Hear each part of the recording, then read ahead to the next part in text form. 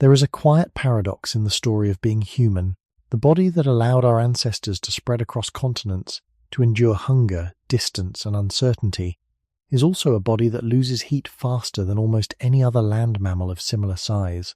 Hair became sparse, skin became exposed, and in that exposure came a strange kind of vulnerability that follows us even now.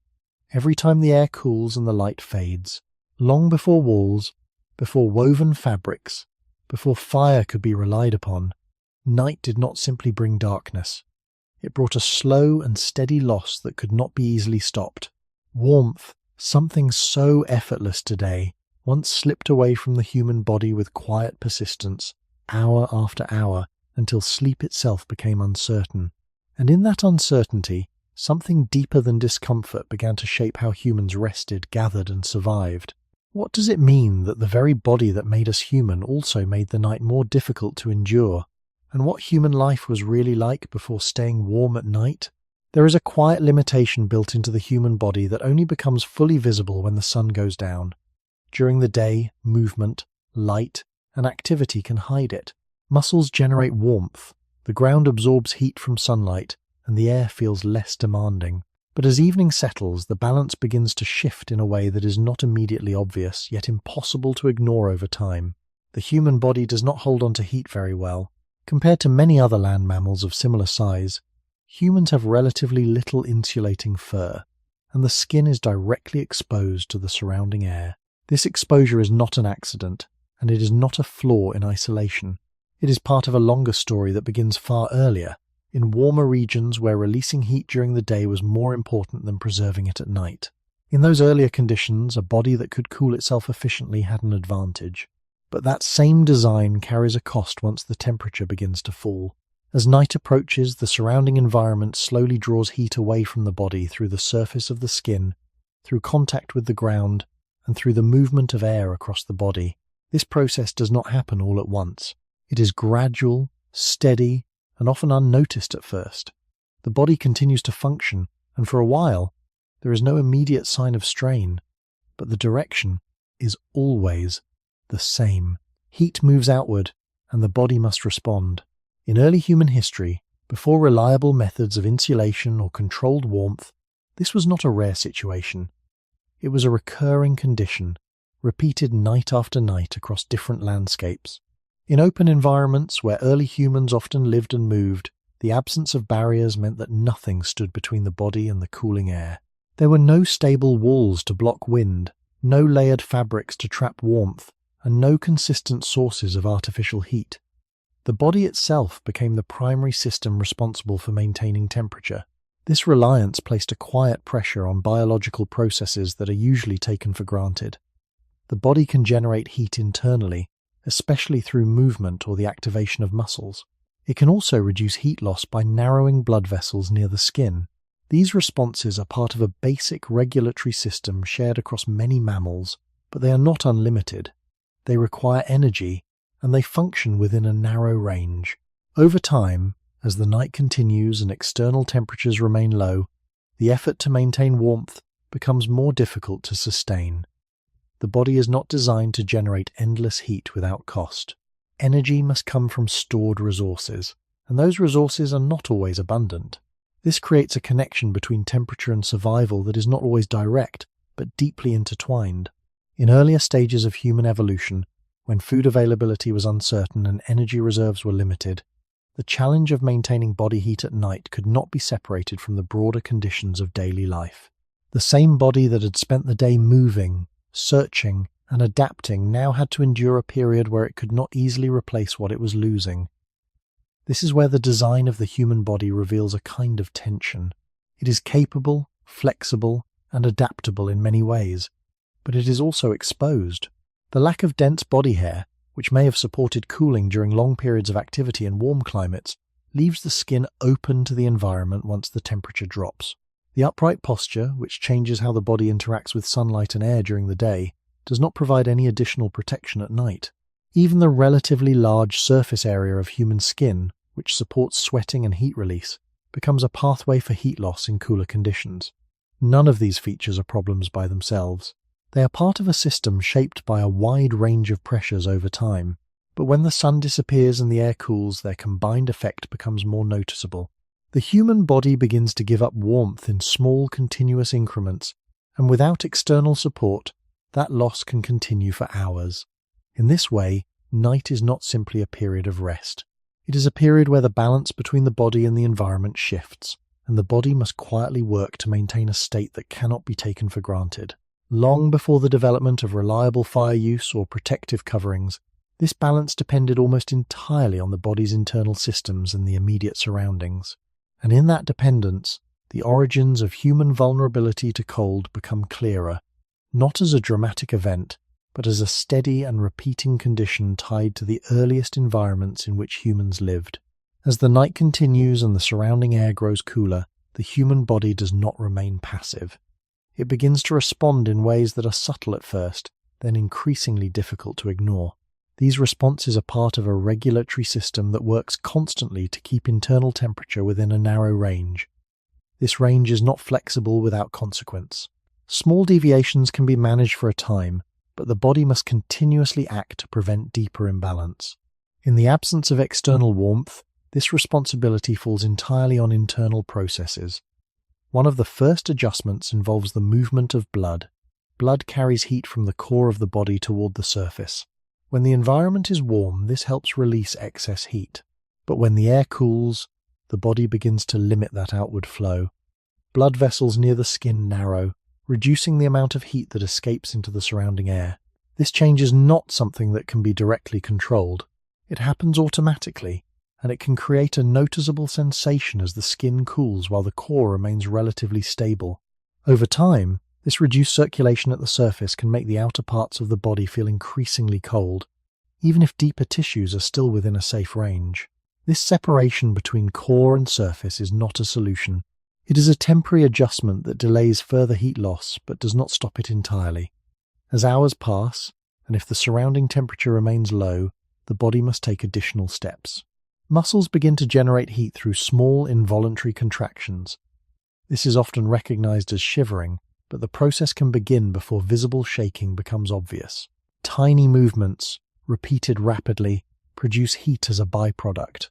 This mechanism is effective in the short term, but it comes with a cost. It requires energy, and that energy must come from stored resources within the body. In earlier human environments, where access to food was uncertain and energy reserves were not always sufficient, this process could not continue indefinitely without consequence. The body is not designed to sustain constant heat production through muscle activity over long periods without rest or replenishment. There is a gradual shift that can occur when these responses are not enough. As heat continues to be lost and internal production struggles to keep up, the body begins to conserve energy in other ways. Movement becomes less efficient. The desire to remain still may increase, not as a conscious decision, but as a result of reduced energy availability.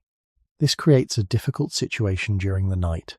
Stillness can reduce heat loss caused by air movement, but it also limits the body's ability to generate additional warmth through activity. The balance becomes delicate, and it changes from moment to moment depending on the environment. In open landscapes where wind can move freely across the ground, the cooling effect becomes stronger. Moving air carries heat away from the body more quickly than still air, increasing the demand on internal systems. Contact with the ground introduces another pathway for heat loss. The earth, especially after sunset, can absorb warmth from the body through direct contact. Without insulating layers, this transfer continues as long as there is a difference in temperature. In early human settings, where sleeping surfaces were often simple and unmodified, this contact could last for many hours. Over time, the combined effect of reduced blood flow at the surface, increased muscle activity, and continuous heat transfer to the environment creates a condition that is not immediately dangerous, but gradually more demanding. The body is working constantly, even in a state that resembles rest. Sleep, under these conditions, is not fully separate from physical effort. The systems that maintain warmth do not stop simply because the body is lying still. They continue quietly throughout the night. This has implications that extend beyond a single moment. When the body spends long periods maintaining temperature under challenging conditions, it draws from the same limited resources needed for movement, repair, and daily activity. The connection between temperature and energy becomes clearer when viewed across repeated nights. In early human history, before the consistent use of external heat sources, this was not an occasional experience. It was part of the regular rhythm of life. Each night introduced the same gradual loss, the same internal responses, and the same need to endure until conditions changed again with the return of daylight. When viewed from this perspective, the human body reveals a pattern that is both resilient and constrained. It can respond, adjust, and compensate, but only within certain limits. The absence of natural insulation, combined with reliance on internal heat production, places the body in a position where it must constantly negotiate with its surroundings. This negotiation does not involve dramatic events or sudden shifts. It unfolds slowly, across hours, and it is shaped by the same biological systems that developed in earlier environments where daytime heat was the primary challenge. As a result, the night becomes a period where those same systems are tested in a different way, revealing the cost of a body designed to release heat when it cannot easily keep it. As the night extends and the body continues to lose warmth despite its efforts, a quieter limit begins to appear. It is not marked by a single moment or a clear boundary, but by a gradual shift in how the body functions. The systems that have been working to preserve heat reduce blood flow at the surface. Small muscle contractions, careful use of energy begin to approach the edges of what they can maintain. This is not a failure in the sense of something breaking. It is a natural consequence of a body that was not built to generate endless heat without support. The internal temperature of the human body is kept within a narrow range for a reason. Many biological processes depend on stability. When that stability begins to change, even slightly, the effects can spread across multiple systems. The body responds by slowing certain activities, conserving what it can, and prioritizing the functions that are most essential. This process is not visible in a dramatic way. It unfolds quietly, often without clear awareness. In earlier human environments, where there were no reliable barriers against the cold, this gradual shift could happen across many nights, shaped by weather, landscape, and available resources. The experience was not identical each time. Some nights would have been milder, others colder, but the underlying pattern remained. The body entered the night with a limited reserve and a set of responses that could only extend so far. When those limits were approached, the nature of rest itself began to change. Sleep, under these conditions, is not a complete release from effort. It becomes something more fragile. The body cannot fully relax into stillness if doing so increases heat loss beyond what it can replace. This creates a form of partial rest, where the need to maintain warmth remains active in the background. Small adjustments in position, shifts in posture, or subtle movements may occur, not as deliberate choices, but as part of the body's ongoing attempt to manage temperature. These movements are not always enough to restore warmth, but they reflect a system that does not fully disengage. In this way, the boundary between rest and effort becomes less clear. The night is not simply a pause in activity, but a period where a different kind of activity continues. Over longer stretches of time, this has implications that reach beyond a single individual night. When the body repeatedly spends hours maintaining temperature under challenging conditions, the energy used for that purpose is no longer available for other processes.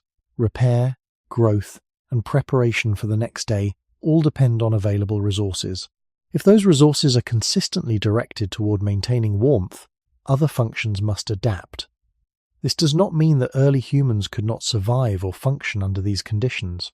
They did, across a wide range of environments. But survival in this context is not the same as comfort, and it is not without cost. The limits of the body shape behavior over time, even if those changes are gradual and not directly observable. From an evolutionary perspective, these constraints are part of a larger pattern. The human body reflects a history of adaptation to environments where managing heat during the day was often more important than preserving it at night. The reduction of body hair, the efficiency of sweating, and the ability to move over long distances all point to conditions where releasing heat was advantageous. But these same features do not disappear when the sun sets. They remain, and they continue to influence how the body interacts with the environment. The result is a kind of imbalance that becomes most noticeable in the absence of external warmth. Without consistent fire, without constructed shelters that trap heat, and without insulating materials, the body must rely on systems that were not primarily designed for prolonged exposure to cold during periods of inactivity. This does not lead to a single outcome. It creates a range of possibilities, depending on conditions. In some environments, the body may be able to maintain balance with moderate effort. In others, the same systems may be pushed closer to their limits. What remains consistent is the direction of the process. Heat is lost more easily than it is retained, and the body must respond within the boundaries of its design. When those boundaries are reached, the experience of night shifts again, not into immediate danger, but into a state where endurance becomes the primary requirement. And in that state, the meaning of warmth changes. It is no longer a background condition.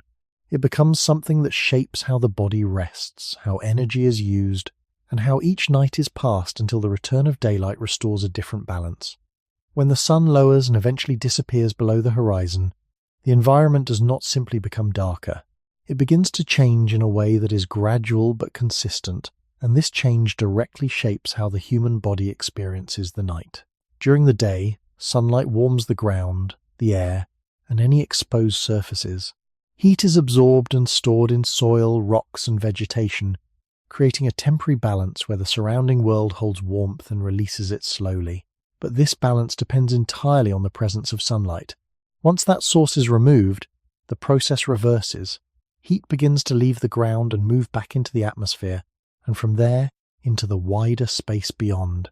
This shift is not always noticeable in the first moments after sunset. The air may still feel relatively stable, and the ground may still retain some warmth from the day. But over time, often within a few hours, the stored heat diminishes. The ground cools, the air follows, and the environment becomes a space where heat is no longer being added, only lost.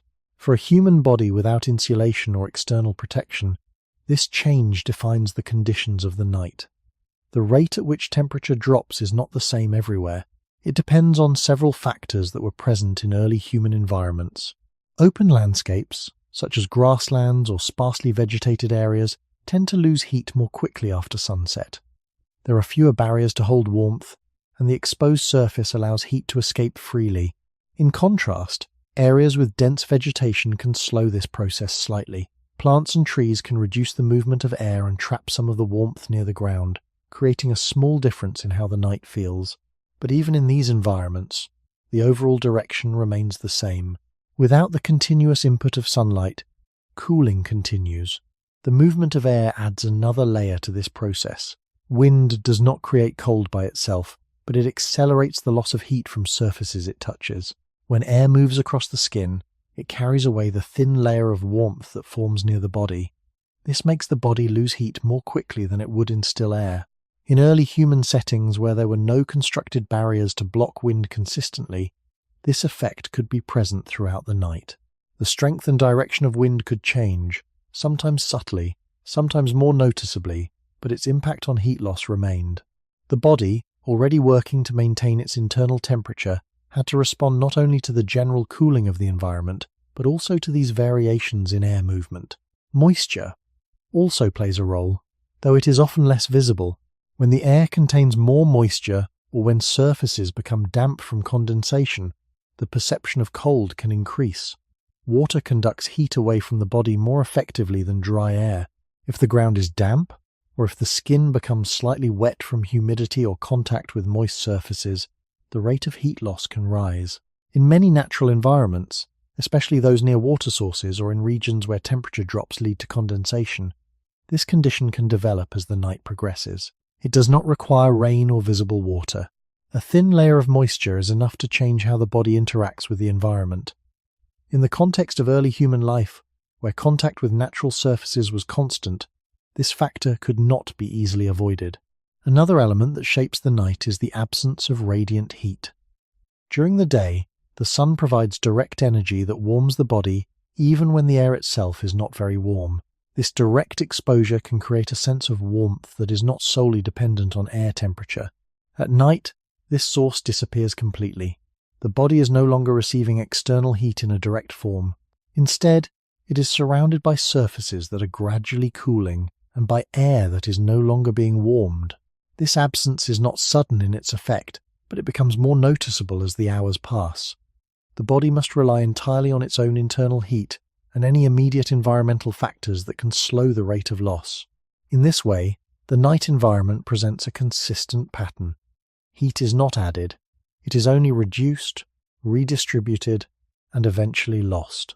For early humans, this pattern was not an occasional challenge. It was part of the regular cycle of each day.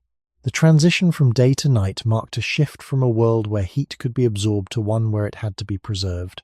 And without reliable tools to control that transition, the body remained directly exposed to these changes. The environment did not act in a dramatic or unpredictable way. It followed physical processes that are steady and repeatable. But within those processes, the human body had to find a way to remain within its narrow limits, not through control of the environment, but through continuous adjustment to it. As the night deepens, the environment does not remain constant after its initial cooling. Subtle variations begin to shape how the body experiences the same temperature over time. And among these variations, the movement of air and the presence of moisture become increasingly important. These factors do not change the temperature in a direct sense, but they alter the rate at which heat leaves the body, and in doing so, they change the experience of cold in ways that are not always immediately visible. Air, when still, allows a thin layer of warmth to form close to the skin. This layer is created by the body's own heat and can act as a small buffer, slowing the transfer of warmth into the surrounding environment. It is not a strong barrier, but it is enough to make a difference over time. When air begins to move, even gently, this layer is disrupted. The warmer air near the skin is replaced by cooler air from the surroundings, and the process of heat loss becomes more continuous. This is why the same temperature can feel different depending on whether the air is still or in motion. In early human environments, where there were no permanent structures to block or redirect wind, this movement of air could persist throughout the night. It might change direction, increase or decrease in strength, but it rarely disappears entirely in open landscapes. The body, already managing the gradual cooling of the environment, must also respond to this ongoing removal of its immediate warmth. The effect is cumulative. Each small movement of air contributes to a steady reduction in the body's heat, requiring constant adjustment from internal systems. Moisture introduces another dimension that works alongside air movement but through a different mechanism. Water, in any form, has a higher capacity to draw heat away from the body than dry air. When the skin is damp, or when the surfaces in contact with the body hold moisture, the transfer of heat accelerates. This does not require visible wetness. In many natural settings, as the temperature drops during the night, moisture in the air can condense on surfaces, including the ground, vegetation, and even the outer layer of the skin. This thin layer of moisture may go unnoticed, but its effect on heat loss can be significant over time. In early human conditions, where direct contact with natural surfaces was common, the presence of moisture could not be easily separated from the experience of rest. The ground, which had already cooled after sunset, could also become damp, increasing the rate at which it absorbed heat from the body. The combined effect of air movement and moisture creates a situation where the environment is not simply colder, but more efficient at drawing heat away. The body's responses, such as reduced blood flow to the skin and the generation of heat through muscle activity, must work against these external conditions. But these responses are influenced by the same environment. Cold air and damp surfaces do not only remove heat, they also shape how the body distributes its energy. In conditions where heat loss is faster, the body must either increase internal production or accept a gradual decline in temperature. Both options carry limitations. Increasing heat production requires energy which may not always be available in sufficient amounts. Accepting a decline in temperature introduces other constraints on how the body functions. In earlier stages of human history, these environmental factors were not occasional challenges. They were part of the regular pattern of night. Open areas exposed the body to moving air, while low-lying or vegetated areas could introduce moisture through condensation. Different landscapes offered different combinations of these elements, but none removed them entirely. Even sheltered locations, such as areas near rocks or within natural formations, could reduce wind but not eliminate the cooling of the surrounding air or the formation of moisture. The body's interaction with these conditions was continuous. It did not begin or end at a specific moment, but unfolded across the entire duration of the night. When viewed from this perspective, the experience of cold is not defined solely by temperature. It is shaped by how quickly heat is removed and how consistently that removal continues. The body does not measure temperature in isolation. It responds to the rate of change and the effort required to maintain balance. In environments where air movement and moisture increase heat loss, that effort becomes more demanding.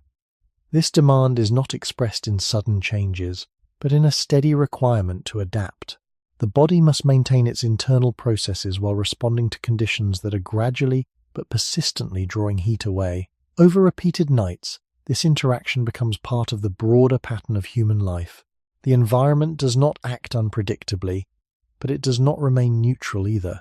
It consistently favors the loss of heat once the sun has set, and it does so through mechanisms that are simple in principle but complex in their combined effect. For a body without external insulation or controlled warmth, these mechanisms define the conditions of rest.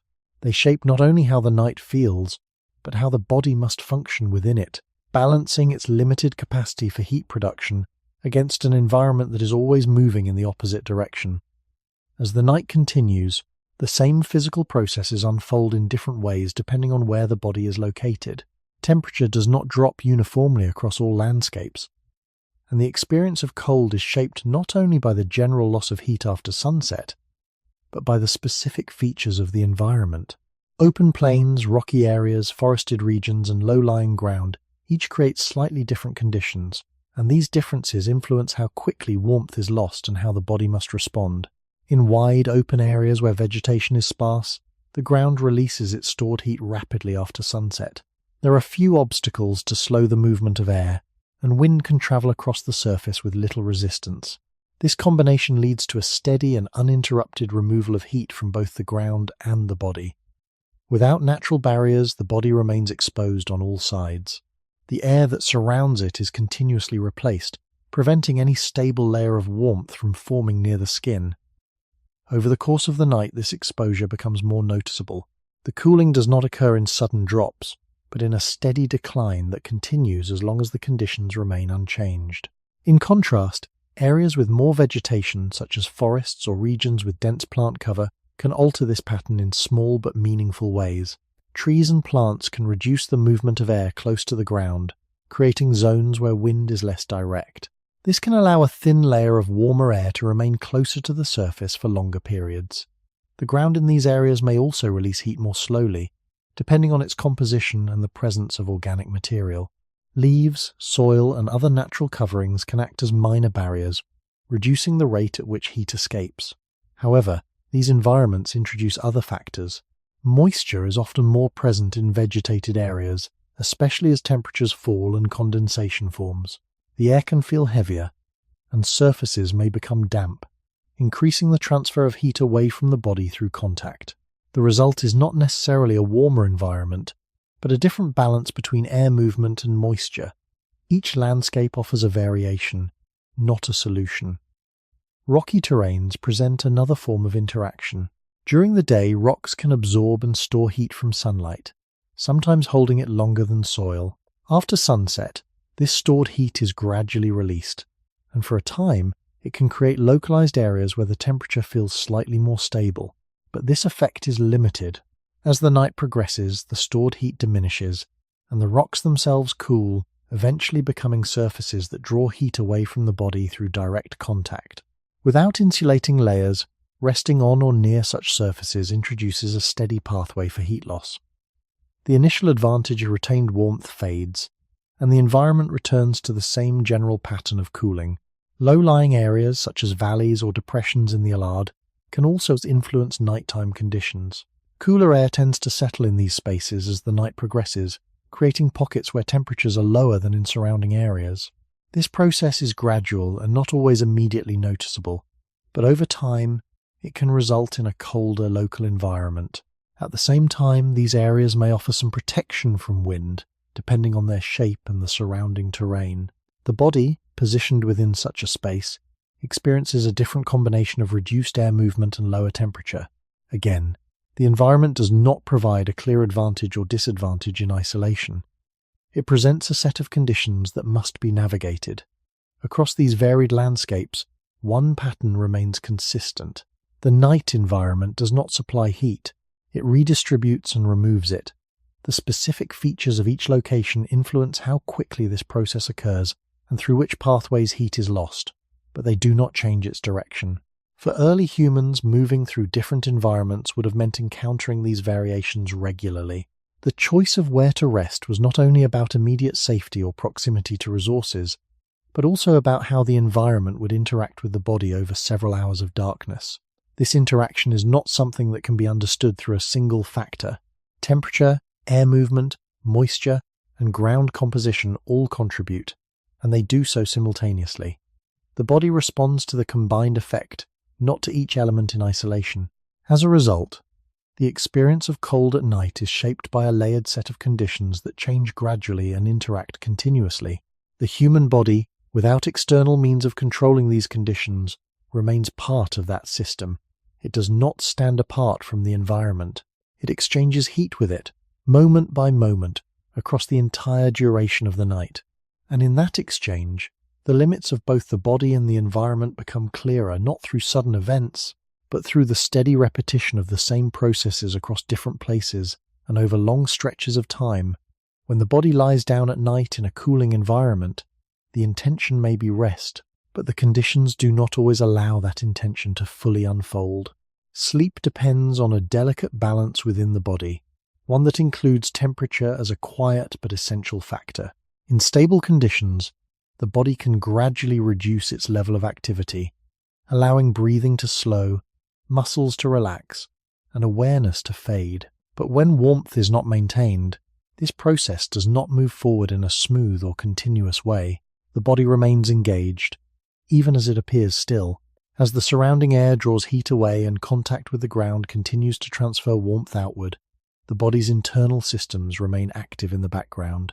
Blood flow adjusts, muscles produce small amounts of heat, and energy is used to maintain a narrow internal range.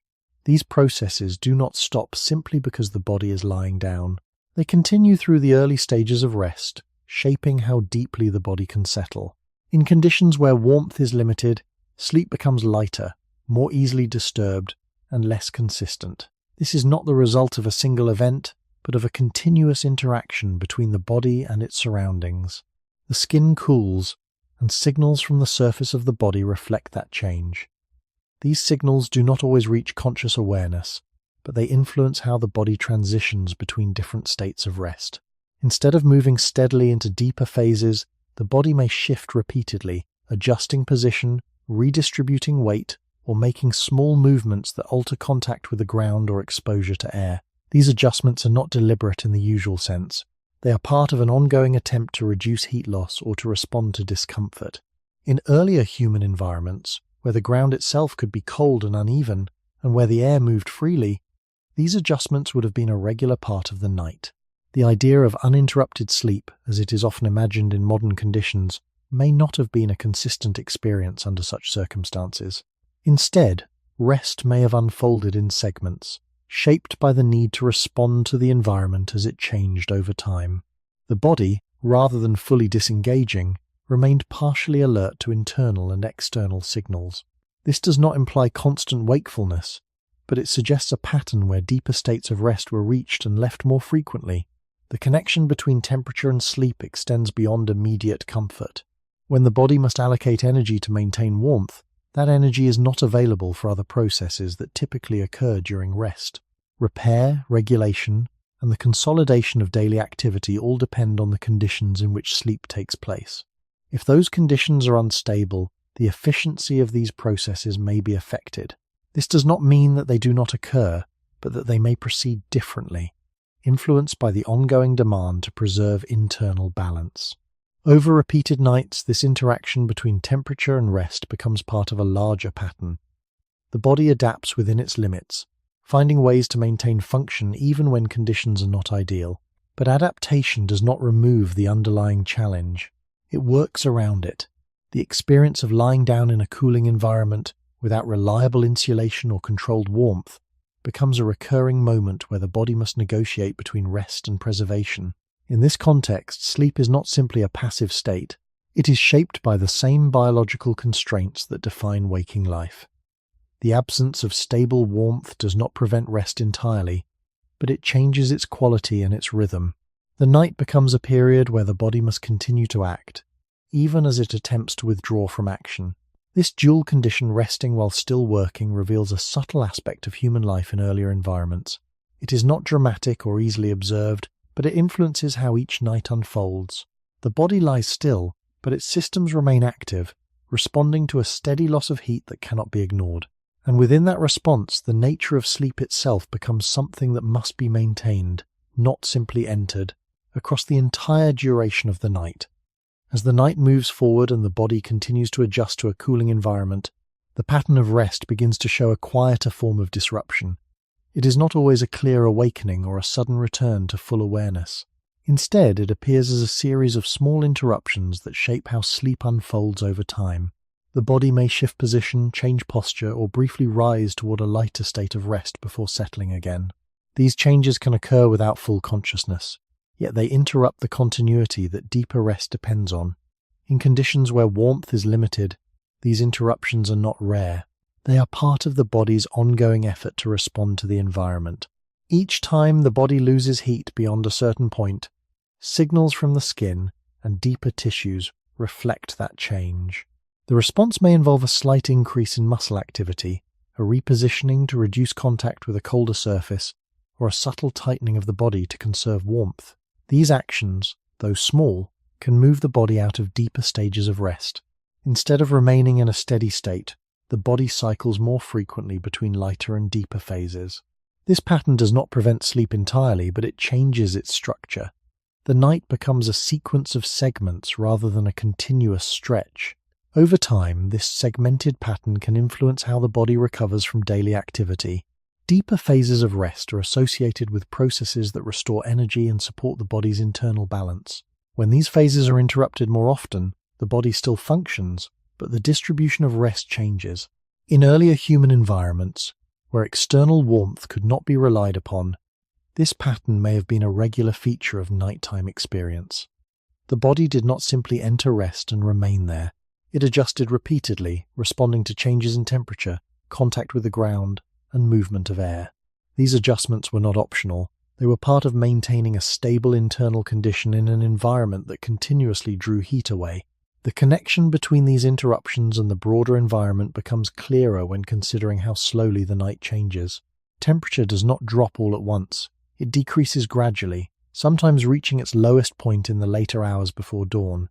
This means that the conditions the body faces at the beginning of the night are not the same as those it encounters later.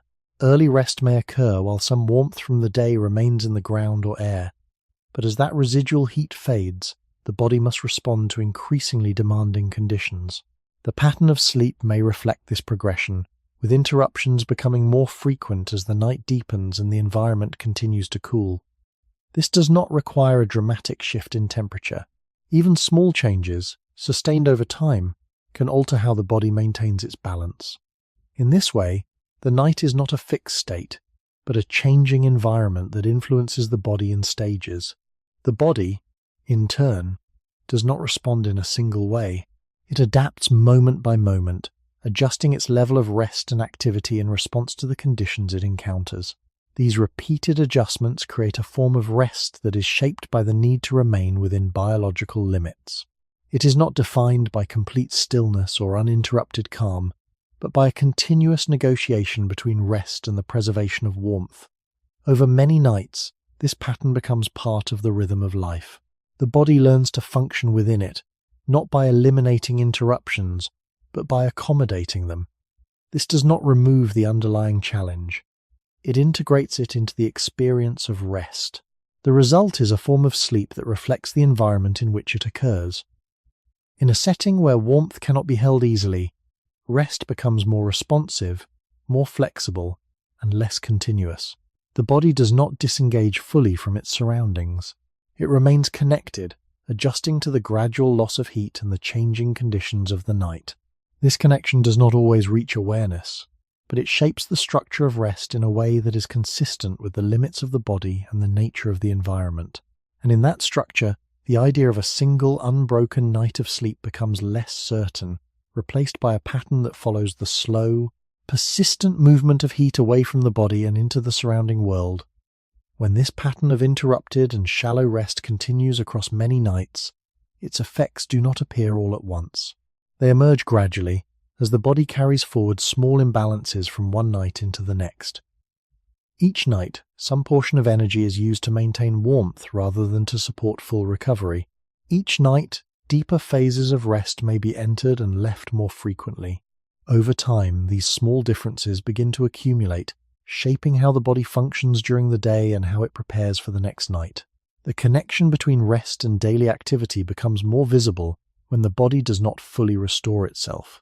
Movement during the day may remain possible, but it may require more effort. The body may rely more heavily on immediate energy sources, rather than on reserves that would normally be replenished during rest. This does not mean that early humans could not move, adapt, or survive under these conditions. They did so repeatedly across different environments, but the margin within which they operated may have been narrower when rest was consistently shaped by the need to preserve warmth. The influence of repeated, less stable sleep can also extend to how the body manages its internal processes. Regulation of temperature, energy use, and other basic functions depends on a balance that is maintained over time. When nights are consistently demanding, the body may shift how it distributes its resources. Some processes may continue at a reduced level, while others are prioritized to maintain immediate stability. This redistribution is not something that can be directly observed in a single moment. It becomes clearer when considered across longer periods, where patterns of effort and recovery interact continuously. In earlier human environments where access to warmth was not consistent, this interaction would have been part of the normal rhythm of life. The body did not experience ideal conditions and then return to them after a period of disruption. Instead, it functioned within a range of conditions that included regular exposure to cooler nights and the need to maintain internal balance without external support. Over generations, this may have influenced how groups moved, where they rested, and how they responded to different environments, though these responses cannot be traced to a single cause. The effects of sleep shaped by cold are not limited to physical energy. The state of rest also influences how the body maintains awareness and responsiveness during the day. When rest is lighter or more frequently interrupted, the transition between rest and activity may feel less complete. The body remains capable, but it may carry a subtle sense of ongoing effort. In natural settings where attention to the environment was important, this balance between rest and responsiveness may have been shaped by both necessity and limitation. The body could not fully disengage from its surroundings at night, and this connection could extend into the following day. At the same time, the body does not remain fixed in a single pattern. It adjusts within its limits, finding ways to function under varying conditions. When nights are less demanding, when temperatures remain more stable, or when environmental features reduce heat loss, rest may become deeper and more continuous. These variations create a rhythm that is not entirely uniform. Some nights allow for more complete recovery, while others require greater effort to maintain balance. The body moves between these states, adapting to each condition as it arises. This movement does not eliminate the underlying challenge, but it introduces a degree of variability into how it is experienced. When viewed across long stretches of time, the relationship between cold, sleep, and daily life becomes part of a broader pattern. The body is not simply reacting to a single night, but to a sequence of nights that differ in small ways. Each night contributes to the overall state of the body, shaping how it functions and how it prepares for the next cycle. The absence of reliable warmth does not create a single outcome. It creates a range of conditions within which the body must operate, and within that range, the quality of rest becomes one of the factors that quietly influence how human life unfolds from one day to the next. In this way, the night is not separate from the day. It is part of a continuous process where the body balances effort and recovery, warmth and loss, rest and activity. When warmth cannot be easily maintained, that balance shifts, and the effects of that shift extend beyond the hours of darkness into the patterns of movement, energy, and endurance that define life in a cooling world. When the body cannot rely on internal processes alone to maintain warmth through the night, attention shifts. not in a deliberate or fully planned way, but through repeated interaction with the environment. Over time, certain patterns of behavior begin to appear, shaped by what allows the body to lose heat more slowly. These patterns do not require advanced tools or complex knowledge. They emerge from direct contact with the surroundings and from the simple need to remain within a stable range of temperature. One of the most immediate adjustments involves how the body is positioned during rest. Lying flat on open ground exposes a large surface area to the cooling air and to the colder surface beneath. Small changes in posture can reduce this exposure. Curling the body inward, bringing limbs closer to the center, reduces the amount of surface area that is directly in contact with the environment. This position also limits the flow of air around the body, allowing a thin layer of warmth to remain closer to the skin. Such adjustments do not stop heat loss, but they can slow it enough to make a difference over several hours. These changes in posture are not necessarily conscious decisions. They can occur gradually, shaped by the body's response to discomfort and the need to conserve heat. Over repeated nights, they become a consistent part of how rest is approached in cooler conditions. Contact with the ground introduces another consideration. The surface beneath the body plays a direct role in how quickly heat is transferred away. Hard or compact surfaces, such as bare soil or rock, tend to draw heat more steadily from the body. In contrast, layers of natural material such as dry leaves, grass, or loose soil can create small pockets of air that reduce direct contact and slow the transfer of heat. These materials do not provide insulation in a controlled or uniform way, but they can alter the immediate environment enough to reduce the rate of cooling.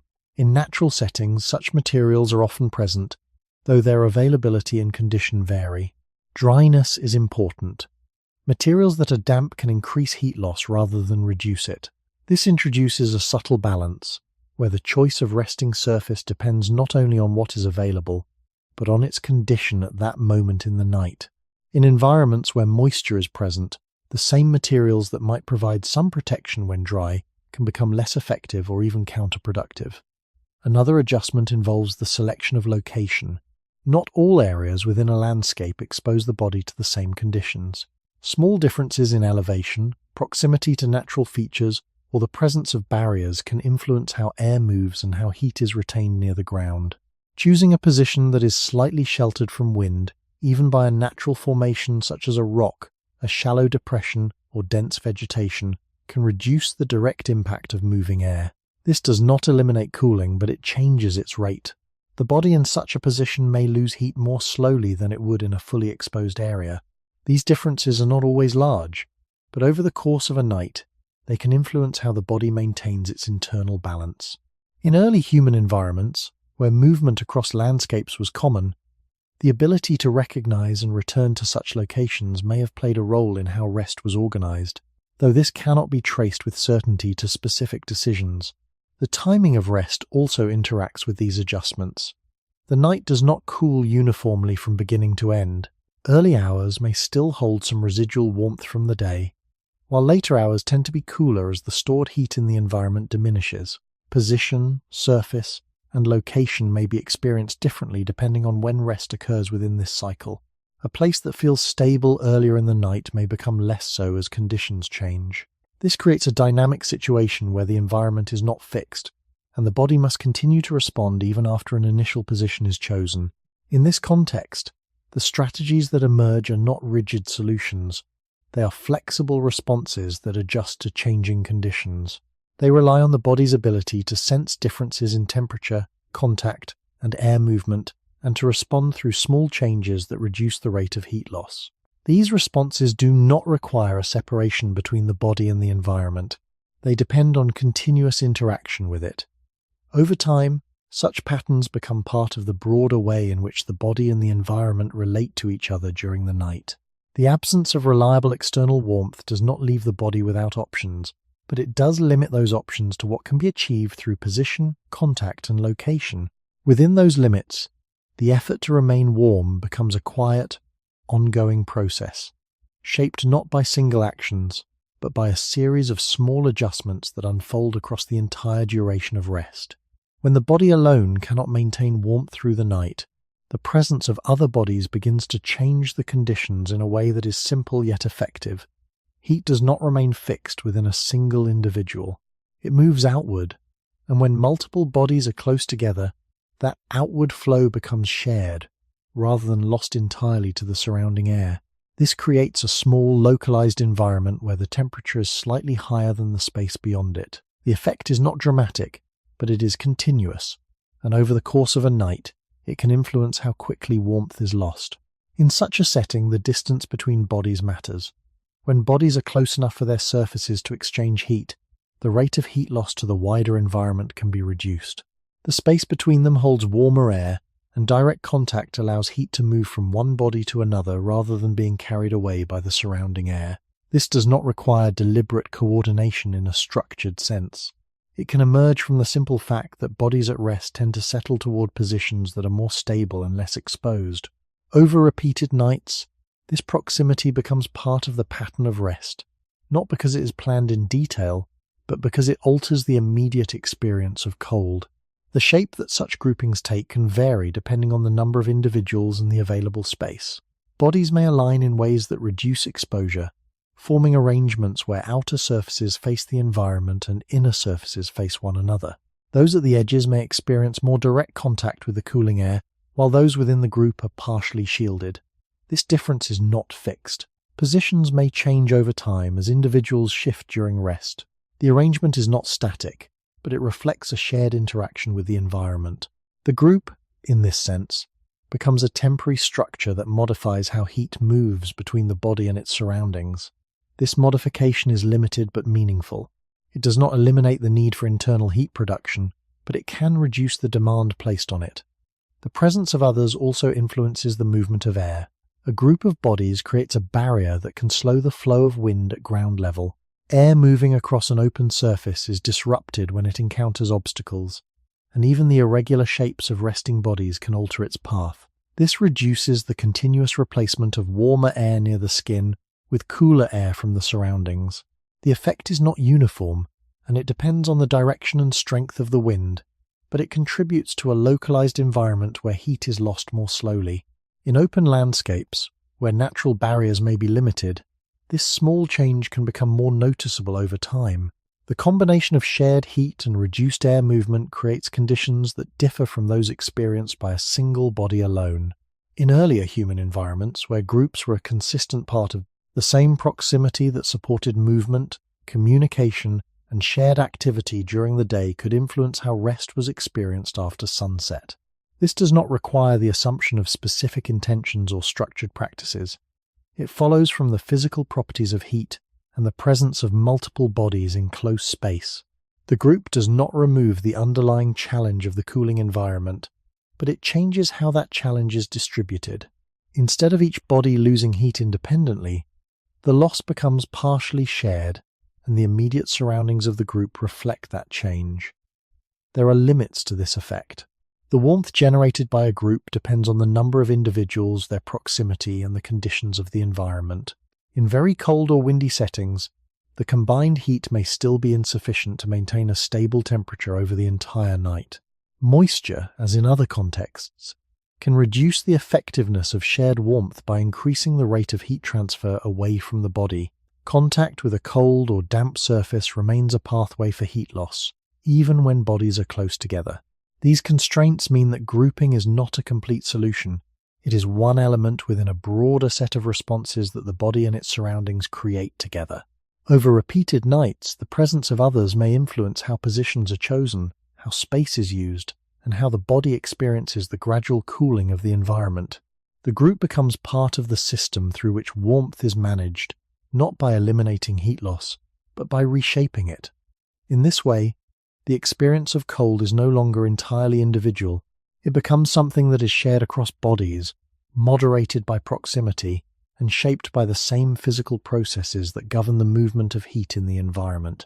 The night remains a period where warmth is lost, but within that loss, the arrangement of bodies introduces a small and continuous variation, one that reflects the presence of others and the quiet exchange of heat that occurs when they remain close.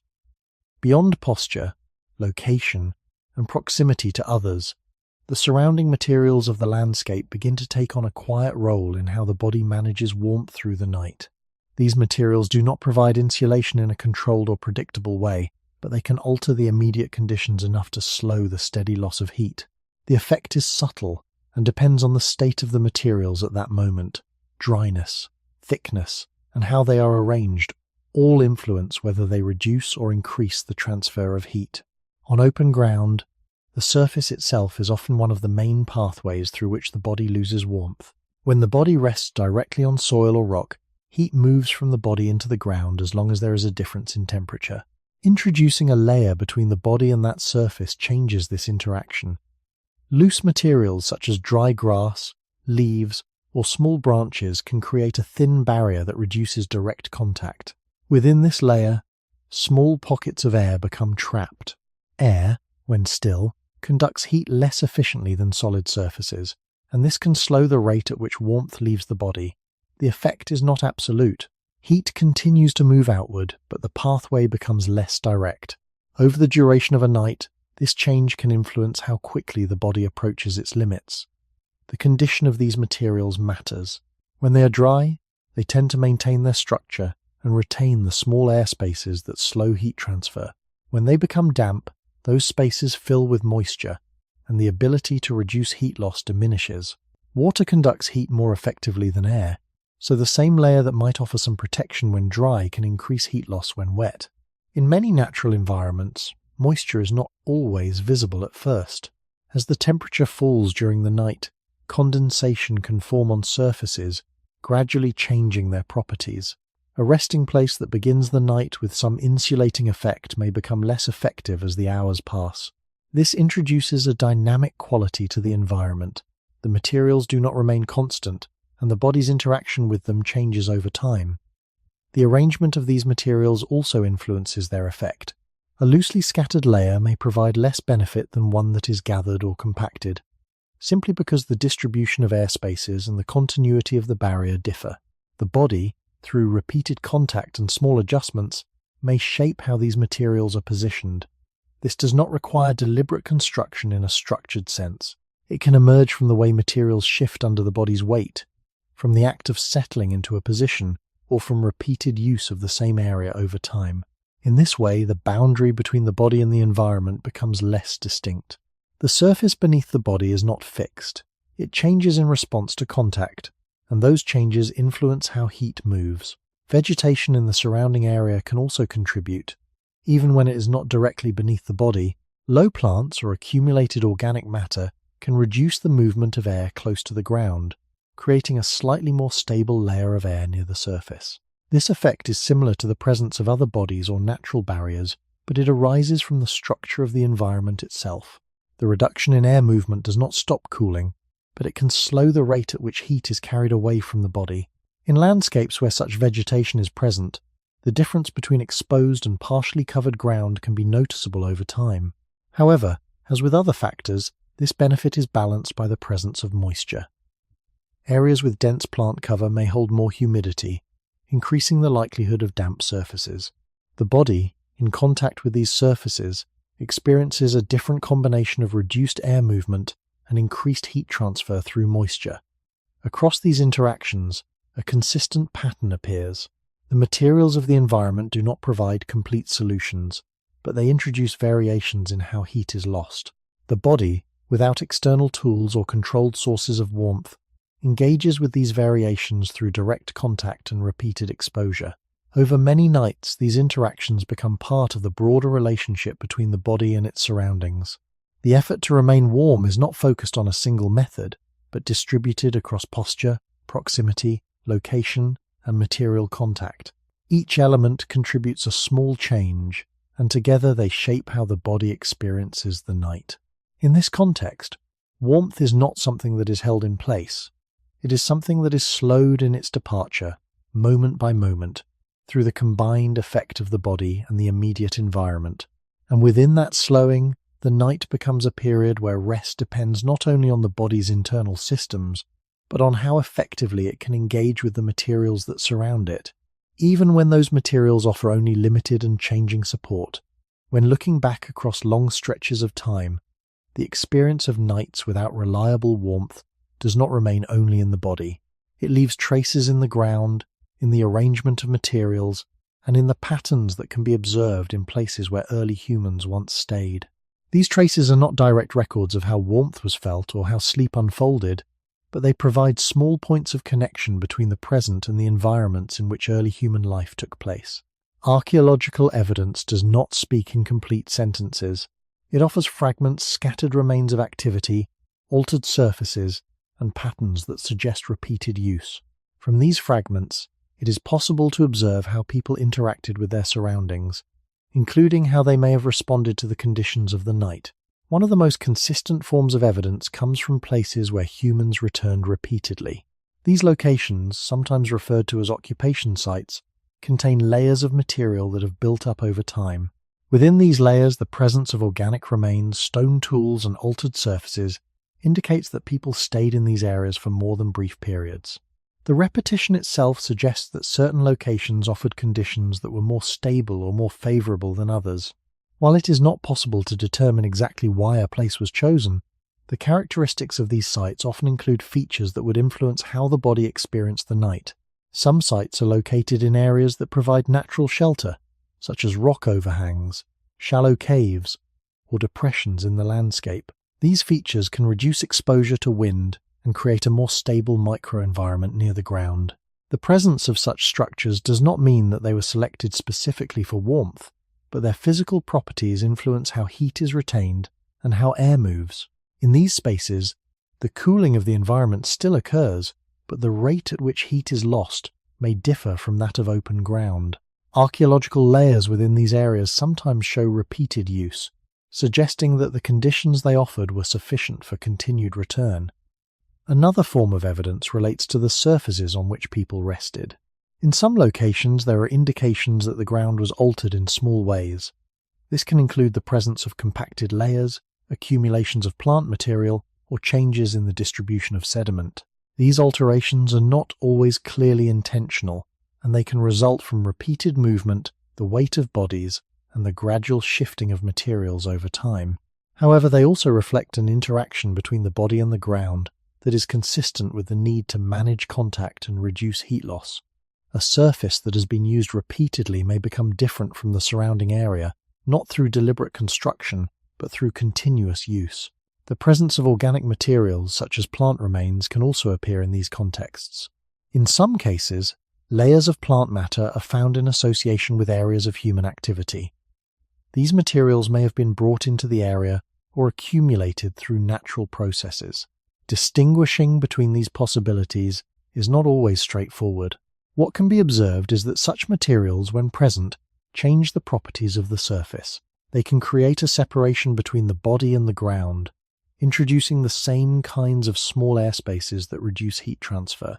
Whether these materials were intentionally gathered or simply used as they were found, their presence aligns with the kinds of interactions that would influence how warmth is retained during rest. Evidence of early fire use also appears in some archaeological contexts, though its presence is uneven across time and space.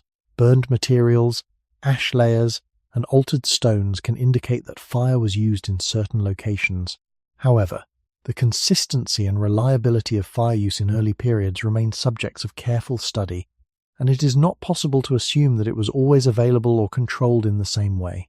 Where evidence of fire exists, it suggests an additional factor that could influence nighttime conditions, but its absence in many contexts indicates that the body and the immediate environment remain central to managing warmth. The distribution of such evidence across different sites reflects variation in how people interacted with their surroundings, rather than a single uniform pattern. What emerges from these observations is not a detailed account of how each night was experienced, but a set of consistent relationships. Humans returned to certain places, altered surfaces through repeated use, and interacted with materials in ways that changed how the body contacted the ground. These patterns do not provide direct answers, but they align with the physical processes that govern heat loss and retention. The body, in these contexts, is not separate from the environment. It leaves marks, and those marks reflect the ongoing effort to remain within its limits. Archaeology, in this sense, does not reveal the feeling of cold, but it traces the conditions under which that feeling was managed, offering a quiet record of how human life unfolded in environments where warmth could not be easily held.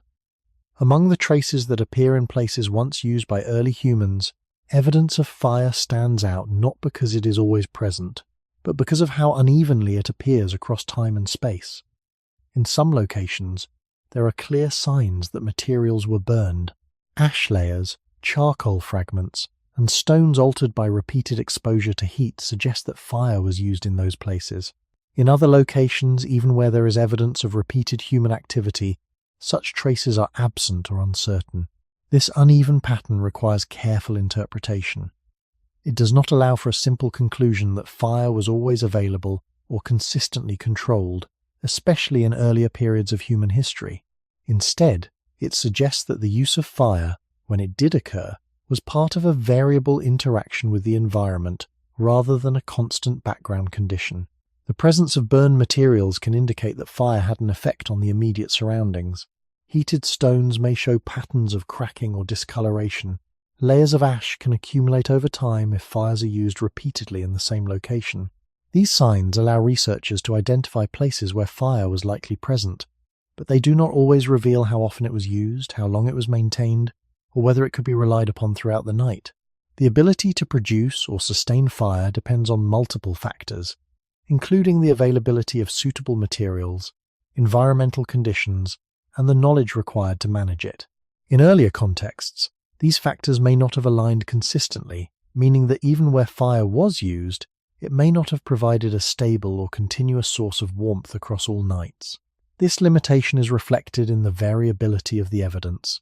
Some sites show repeated signs of burning in the same areas, suggesting that fire was used there more than once.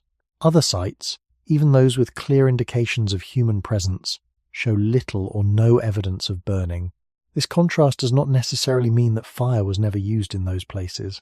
It may reflect differences in preservation, where certain materials do not survive over long periods, or where conditions do not allow burned remains to accumulate in a way that is easily detected. It may also reflect differences in how fire was used, such as short-lived or small-scale fires that leave fewer traces. Because of these uncertainties, interpretations must remain cautious. The evidence supports the presence of fire in some contexts, but it does not support the assumption that it was always available or that it functioned in the same way in every environment. In relation to the experience of nighttime cold, this variability has important implications. Where fire was present and maintained, it could alter the immediate environment by providing a source of radiant heat. This heat does not only warm the air, it also warms nearby surfaces and bodies directly, changing the balance between heat loss and heat gain. However, this effect depends on proximity and duration. The warmth from a fire decreases with distance, and if the fire is not sustained, its influence diminishes as it fades. In settings where fire was intermittent or unreliable, the body could not depend on it as a consistent solution to the cooling of the night. The archaeological record, with its uneven distribution of fire-related evidence, aligns with this possibility. It suggests that fire, while significant, may not have been a constant feature of all nighttime environments in earlier periods. Beyond direct evidence of burning, there are also indirect indicators that can be considered. The arrangement of stones in certain patterns, for example, may suggest areas where fires were contained or managed, but such interpretations require careful consideration, as similar patterns can arise from natural processes. The same caution applies to the absence of evidence. A lack of clear signs of fire does not confirm that it was never used, but it does limit what can be concluded about its role in those contexts. This balance between presence and absence, between what is observed and what cannot be fully determined, is central to how archaeological evidence is interpreted. When viewed alongside other traces, such as the repeated use of sheltered locations, the modification of surfaces, and the presence of organic materials, the evidence of fire becomes one part of a broader picture. It does not stand alone as the defining element of nighttime conditions. Instead, it interacts with other factors that influence how heat is lost or retained. In some places, fire may have played a role in reducing the effort required for the body to maintain warmth. In others, the body may have relied more heavily on posture, proximity, and the properties of the environment. The archaeological record does not provide a single, unified account of how warmth was managed at night.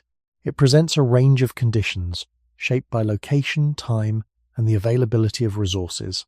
Within that range, fire appears as a variable element, sometimes present, sometimes absent. and not always consistent in its use. This variability reflects a broader reality of early human life. The environment did not offer uniform solutions, and the body did not depend on a single method to maintain its balance. Instead, warmth, like other aspects of survival, was managed through a combination of factors, each contributing in different ways depending on the conditions of the moment. In addition to traces of repeated occupation and occasional signs of fire, there are also indications more subtle and often more difficult to interpret of how early humans may have interacted with their surroundings to create forms of partial shelter. These indications do not always appear as clear structures in the way later built environments do. Instead, they are suggested by patterns in the distribution of materials, by the arrangement of objects within a site, and by the relationship between human activity and natural features. From these patterns, it becomes possible to consider how the body may have been positioned within spaces that offered some degree of protection from the conditions of the night.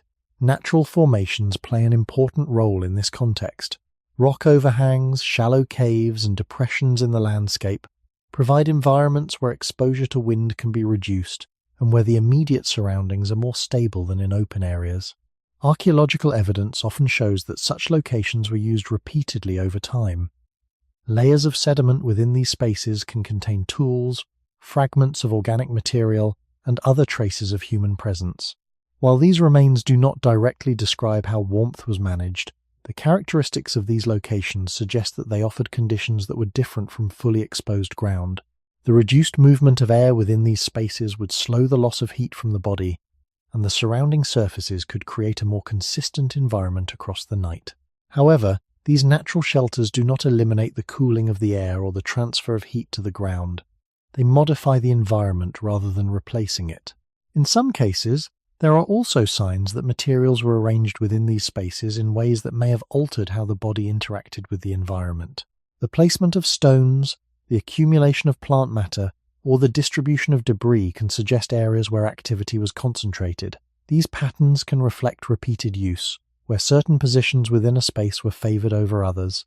The reasons for this preference are not always clear, but they may relate to differences in airflow, surface conditions, or proximity to other elements such as a fire when one was present. Over time, repeated use of the same area can create a form of spatial organization that is visible in the archaeological record, even if the original actions that produced it were simple and unstructured. The idea of constructed shelter in earlier periods must be approached with caution. While there is evidence from later stages of human history of more defined structures, earlier contexts often provide only indirect indications of how materials may have been used. Organic materials such as wood, leaves, and fibers do not always preserve well over long periods, especially in open environments. As a result, the absence of clear structural remains does not necessarily indicate the absence of shelter. It reflects the limits of what can be preserved and detected. What can be observed is that humans interacted with materials in ways that changed their immediate surroundings, even if those changes were not permanent or formalized. In the context of nighttime conditions, these interactions can be understood as part of the broader effort to reduce exposure and manage heat loss. The presence of a barrier, even a partial one, can alter how air moves across the body. A simple arrangement of materials, whether natural or slightly modified, can reduce direct contact with cold surfaces or create a space where warmth is retained for longer. These effects are small in isolation, but when combined with posture, proximity to others, and the selection of location, they contribute to a set of conditions that differ from complete exposure. Archaeological evidence does not capture the full detail of these interactions, but it provides points of reference that align with the physical processes involved. It shows that humans returned to certain places, used particular areas within those places, and interacted with materials in ways that left traces over time. These traces do not form a complete picture, but they suggest a continuity between the body's needs and the environments in which it rested. The absence of clear, permanent structures in many early contexts highlights the reliance on immediate surroundings rather than on constructed solutions. Shelter, in this sense, may not have been a fixed object, but a temporary arrangement of space and material that altered how the body experienced the night. Across different locations and time periods, this arrangement would have varied, shaped by what was available and by the conditions of the environment. What remains consistent is the direction of the interaction. The body, exposed to a cooling world, engaged with natural features and available materials in ways that reduced, even slightly, the rate at which heat was lost. The archaeological record, though incomplete, reflects this engagement. It shows a pattern of repeated presence in places that offered some degree of modification to the environment, whether through natural shelter, altered surfaces, or the arrangement of materials. And within these patterns, the effort to remain warm at night appears not as a single solution, but as a set of small, continuous adjustments that are visible only in fragments, yet connected through the same underlying need to maintain balance in a cooling world. As night settles and the environment continues its gradual cooling, the presence of multiple individuals within the same space begins to shape not only how heat is shared, but how the space itself is used. The body does not exist in isolation during these moments. It is part of a group that occupies the same ground, experiences the same air, and responds to the same steady loss of warmth. Within that shared condition, the arrangement of bodies across space becomes a quiet factor in how the night is endured. This arrangement is not fixed or formally structured, but it reflects a repeated interaction between the body, the environment, and the presence of others. In open environments, where there are few natural barriers, the group itself becomes one of the main features that can alter local conditions. The position of each body relative to others influences exposure to wind, contact with the ground, and access to the limited warmth that is produced within the group. Bodies located at the outer edge of a resting group may experience more direct contact with moving air, while those closer to the center are partially shielded. This difference is not permanent. As individuals shift during rest, positions may change, redistributing exposure and contact over time. The group does not maintain a rigid formation. It adjusts, moment by moment, through small movements that reflect the ongoing interaction with the environment. The use of space within the group also reflects the uneven nature of the environment itself. Even within a small area, there can be slight differences in ground texture, moisture, and air movement. Some positions may offer marginally more stable conditions, whether through reduced contact with damp surfaces or partial protection from wind. Over repeated nights, these differences can influence where bodies tend to settle, not through deliberate planning, but through the gradual selection of positions that require less effort to maintain warmth. This process does not produce a clear or consistent pattern that can be easily observed. It creates tendencies, shaped by the immediate conditions of the environment and the responses of the body. The interaction between individuals within the group also introduces a layer of complexity. Each body contributes to the local environment by releasing heat, and this shared warmth alters the conditions for those nearby. At the same time, each body is also responding to its own experience of temperature, contact, and exposure.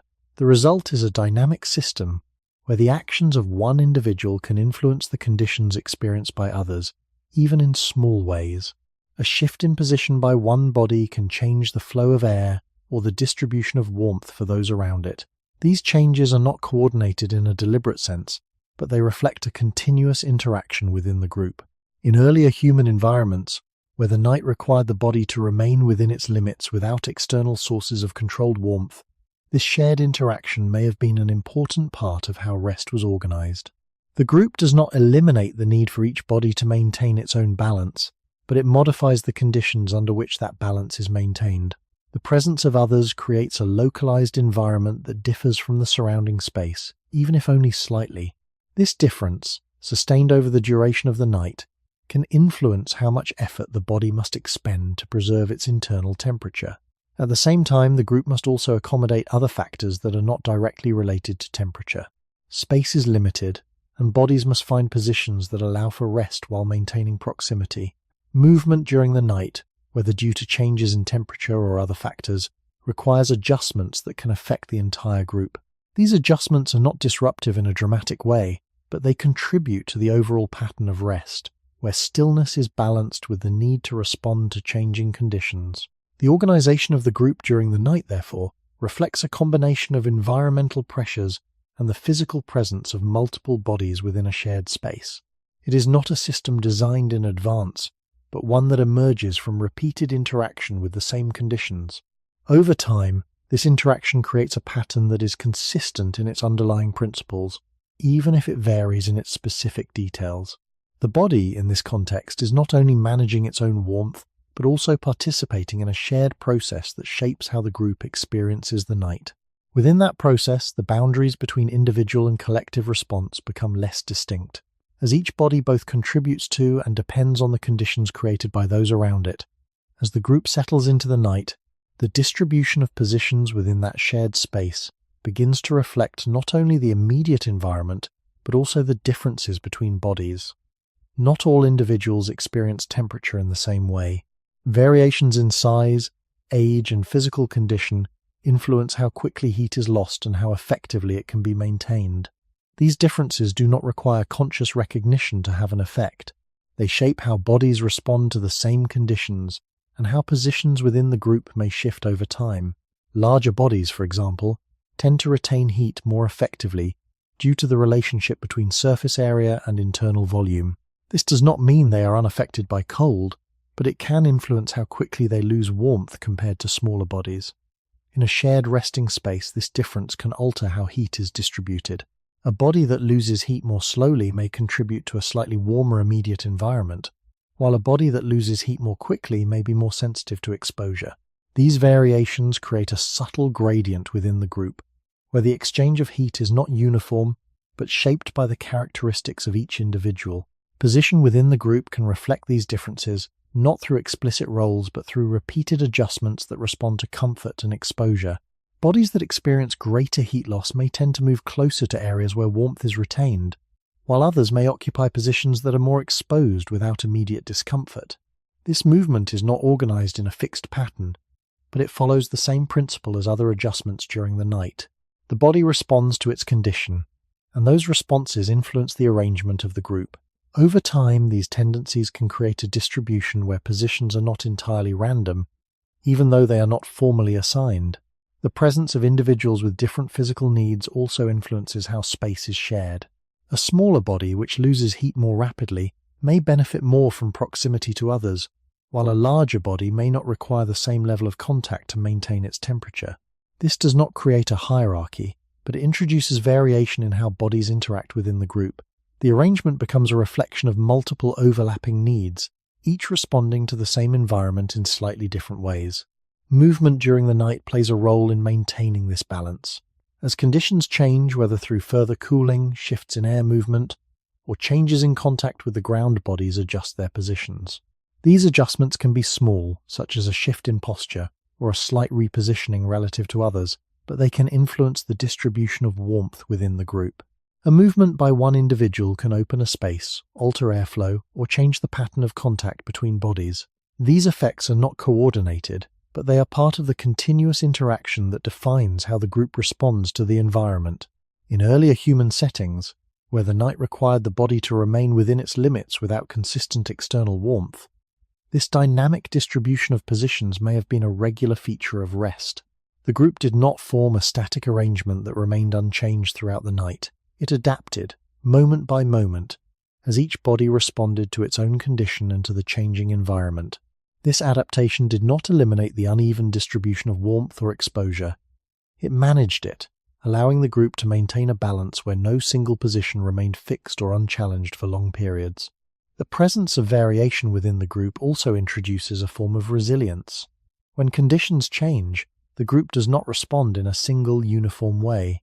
Different bodies adjust at different times and in different ways, creating a pattern of movement and redistribution that reflects the diversity of responses. This pattern does not prevent heat loss, but it can influence how that loss is experienced across the group. Instead of a uniform decline, the experience of cold becomes distributed, shifting from one area to another as positions change. This distribution is not even, and it does not remove discomfort, but it reflects a shared process of adjustment that unfolds across the entire group. In this context, the organization of space during the night is not defined by fixed roles or stable positions. It is defined by continuous variation, shaped by the interaction between bodies with different characteristics and an environment that is steadily removing heat. The group becomes a dynamic system, where each individual both influences and is influenced by the arrangement of others. Within that system, warmth is not held in one place, but moves, slowly and unevenly, across bodies and space, guided by the same physical processes that govern heat in the wider environment. Within a shared resting space, differences between individuals extend beyond size and immediate physical condition. Age introduces another layer that shapes how the night is experienced and how bodies are arranged in relation to one another. Younger and older bodies do not regulate heat in the same way, and this difference becomes more visible when external warmth is limited. The variation does not create fixed roles that can be clearly defined, but it influences how individuals respond to the same conditions and how the group, as a whole, adjusts over time. Younger bodies, particularly those that are still developing, tend to lose heat more quickly. Their smaller size and different proportions mean that the surface through which heat is exchanged with the environment is relatively large compared to the volume that retains warmth. At the same time, their internal systems for maintaining temperature are still in the process of maturing. This does not mean that they cannot endure cooler conditions, but it suggests that the margin within which they maintain balance may be narrower. In a shared space, this difference can influence how they interact with others. Proximity to additional sources of warmth, whether from other bodies or from materials that reduce heat loss, becomes more significant. This influence does not require deliberate planning. It can emerge from repeated adjustments, where positions that provide slightly more stable conditions are occupied more often by those who experience greater heat loss. Older bodies introduce a different set of variations. Over time, the ability to regulate temperature can change. Circulation, energy availability, and other internal processes may not function in the same way as in younger or more physically robust individuals. This does not create a uniform pattern, as aging does not affect all bodies in the same way, but it adds to the diversity of responses within the group. An older body may experience cold differently, sometimes becoming more sensitive to sustained exposure. In the context of a shared resting space, this sensitivity can influence positioning, just as it does for younger individuals, though not in exactly the same manner. The group, therefore, contains a range of responses to the same environment, shaped by differences in age as well as by other physical characteristics. These differences interact with the continuous movement that occurs during the night. As the environment cools and conditions shift, bodies adjust their positions, and these adjustments are influenced by individual needs. A younger body may move closer to others, seeking a more stable environment, while an older body may shift in response to discomfort or changes in circulation. These movements are not coordinated, but they contribute to the overall pattern of redistribution within the group. Over time, the arrangement of bodies reflects a balance between exposure and protection, shaped by the combined responses of individuals with different needs. In earlier human environments, where the night required ongoing adjustment rather than fixed solutions, this variation within the group may have contributed to how rest was organized. The group did not function as a uniform unit. It contained individuals who experienced the same conditions in different ways, and those differences influenced how space was used and how warmth was shared.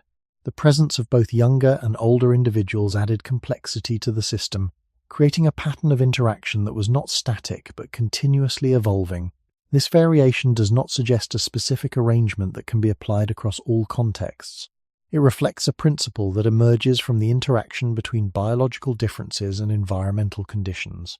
Each body responds within its own limits, and those responses influence the group as a whole. The distribution of warmth, exposure, and movement becomes a shared outcome, shaped by the combined effects of individual needs and the physical processes that govern heat loss. Across repeated nights, this interaction becomes part of the broader rhythm of life. The group adapts not by eliminating differences, but by accommodating them within a system that remains flexible. Positions change, contact shifts, and the flow of warmth moves through the group in uneven ways. The night does not impose a single pattern. It creates conditions that require continuous adjustment, and within those adjustments, the presence of different generations becomes one of the factors that shape how the body experiences the steady loss of heat. In this way, the shared space of the group reflects not only the environment, but the diversity of bodies within it, each responding to the same cooling world in its own way, yet connected through proximity and the quiet exchange of warmth that unfolds across the hours of darkness. Across longer stretches of time, the experience of nights without reliable warmth does not remain fixed. It changes slowly, not through sudden transformation, but through repeated exposure to the same conditions.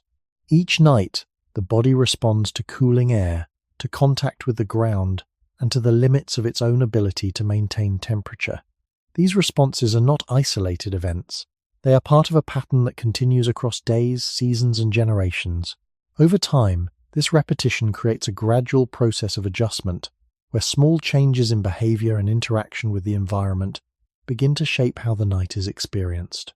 The body itself retains the same fundamental design. It does not become insulated in the way that fur-bearing animals are. It continues to lose heat through the skin, and it continues to rely on internal processes to maintain balance. What changes is not the structure of the body, but the ways in which it engages with its surroundings. These changes are not deliberate innovations introduced at a single moment. They emerge through consistent interaction with the environment, where certain responses lead to more stable outcomes and are therefore repeated more often. For example, positions that reduce exposure to air or ground contact may be adopted more consistently over time. Locations that offer slightly more stable conditions may be returned to more frequently. Materials that reduce heat loss when dry may be used when available. None of these adjustments require a shift in biological structure. They are changes in behavior, shaped by the conditions in which the body exists. Over many nights, and across many individuals, these patterns can become more consistent, forming a kind of continuity in how the night is approached. This continuity does not remove the underlying challenge of the cooling environment, but it modifies how the body interacts with it. The relationship between repetition and adjustment can also be seen in how different environments are used. As groups move through landscapes, they encounter variations in temperature, wind, moisture, and available materials. Some of these environments may offer conditions that reduce the effort required to maintain warmth, even if only slightly. Over time, the repeated use of such environments can create a pattern where certain locations are favored under specific conditions. This does not imply a fixed preference that applies everywhere. It reflects a process of interaction, where the body responds to what is available and where repeated outcomes influence future choices. The same principle applies to the use of space within those environments. Areas that provide partial shelter, reduced air movement, or more stable surfaces may be occupied more often, not because they eliminate cold, but because they alter its effects. The passage of time also introduces changes in the broader environment itself. Seasonal variation, shifts in vegetation, and longer-term changes in climate all influence how the night is experienced. The body and the group must respond to these changes as they occur. Some periods may present less demanding conditions, where temperatures remain relatively stable through the night. Other periods may increase the challenge, requiring more effort to maintain balance. The process of adjustment is not limited to a single set of conditions. It unfolds across a range of environments and times, creating a flexible pattern of responses that can shift as circumstances change. This flexibility is a key aspect of how early human life interacts with the night. The body does not develop a single solution that applies in all contexts. Instead, it engages in a continuous process of adjustment where different responses are used depending on the conditions at hand. Over long periods, this process creates a form of adaptation that is not fixed in the body itself, but in the patterns of behavior and interaction with the environment. These patterns are not easily visible in isolation. They become clearer when considered across repeated nights, where the same conditions lead to similar responses, and those responses are carried forward. In this way, the experience of cold at night is not only a matter of immediate survival, it becomes part of a longer relationship between the body and its surroundings, shaped by repetition, variation, and the gradual accumulation of small adjustments. The night remains a period where heat is lost and the body must respond, but over time, the ways in which that response occurs become more consistent, reflecting a history of interaction that extends far beyond a single moment. As time extends beyond individual nights into cycles of seasons and shifting conditions, the experience of cold after sunset does not remain constant. The same landscape can feel different depending on the time of year, the presence or absence of moisture, and the length of daylight. These changes do not alter the basic processes by which heat is lost, but they influence how intense and how prolonged that loss becomes. In warmer periods, the ground may retain more heat after sunset, and the drop in temperature may be less severe. In cooler periods, especially when days are shorter and the sun provides less sustained warmth, the night can begin at a lower starting point and continue to cool for longer. The body, moving through these cycles, does not respond in a single uniform way. It adjusts its patterns of rest, movement, and interaction with the environment in response to the changing conditions. These adjustments are not necessarily planned or consciously organized. They arise from repeated exposure, where certain responses align more closely with the demands of the environment. Over time, these responses can become more consistent within particular contexts. In periods where nights are less demanding, the body may be able to settle into rest with fewer interruptions, and the need for continuous adjustment may be reduced. In periods where nights are colder or more variable, the same body must remain more active in maintaining its balance, leading to more frequent shifts in position, greater reliance on proximity to others, and increased sensitivity to the condition of the ground and surrounding air. The length of the night itself also plays a role. Longer nights extend the duration over which the body must maintain its internal temperature without external support. This increases the cumulative effect of heat loss and the effort required to counter it. Shorter nights, by contrast, limit the time over which these processes must be sustained. The difference does not eliminate the challenge, but it changes its scale. Over longer periods, these variations in night length and temperature create a rhythm that influences how the body experiences rest across different times of the year. The body does not adapt by eliminating the effects of cold, but by adjusting how it moves within this rhythm. Movement during the day may also shift in response to these conditions. When nights are colder and more demanding, the energy required to maintain warmth increases, and this can influence how the body approaches the following day. The balance between activity and rest becomes part of a continuous cycle, where the effort of one period influences the capacity of the next. In earlier human environments, where access to consistent warmth was limited, this cycle would have been shaped by the interplay between environmental conditions and the body's responses to them. The connection between day and night becomes more apparent when viewed across these cycles. The body does not begin each night in a neutral state.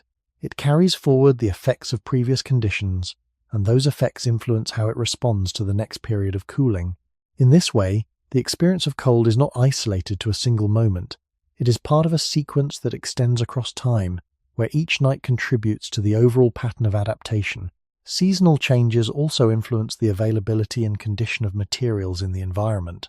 Dry plant matter, which can reduce heat loss when used as a layer between the body and the ground, may be more abundant in certain periods and less so in others. Moisture levels can vary, affecting how surfaces interact with the body.